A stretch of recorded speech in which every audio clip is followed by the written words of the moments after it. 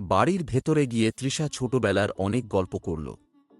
পুরনো ছবিগুলো দেখিয়ে বলল, এই দেখো, এটা আমার দাদার ছবি। আর এখানে আমি ছোটবেলায় ছিলাম। রাহুল মন দিয়ে শুনছিল। হঠাৎ তৃষা রাহুলকে জিজ্ঞেস করল, তোমার শৈশব কেমন কেটেছে? রাহুল একটু থেমে বলল, আমার শৈশব খুব সাধারণ ছিল। বাবা মা অনেক পরিশ্রম করতেন, কিন্তু আমি সবসময় একাই ছিলাম। তৃষা এক মুহূর্ত চুপ থেকে বলল, তাহলে আমরা দুজনেই একা ছিলাম। কিন্তু এখন তো আর একা নই, তাই না? রাহুল তৃষার দিকে তাকাল। দুজনের চোখে এক ধরনের গভীরতা দেখা গেল। এই নীরবতায় যেন অনেক কথা বলা হয়ে গেল। হঠাৎ বৃষ্টি শুরু হল। তৃষা বলল, চলো, বাইরে বৃষ্টি দেখব। দুজনেই উঠোনে গিয়ে দাঁড়াল। বৃষ্টির শীতল স্পর্শে তারা একে অপরকে যেন আরও কাছে পেল।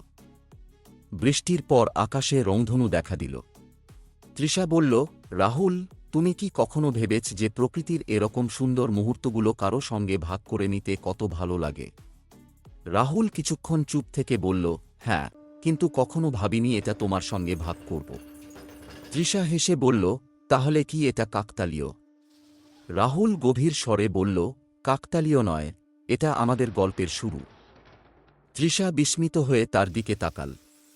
রাহুল আরও বলল, তৃষা, আমি অনেক দিন ধরে কিছু বলতে চাইছিলাম, কিন্তু সাহস পাইনি। তুমি আমার জীবনের সবচেয়ে সুন্দর অংশ হয়ে উঠেছ। আমি তোমাকে ভালোবাসি। তৃষা একটু লজ্জা পেল। তারপর বলল, তুমি সত্যিই অনেক সাহসী, রাহুল। কারণ আমিও তোমার জন্য একই অনুভব করি।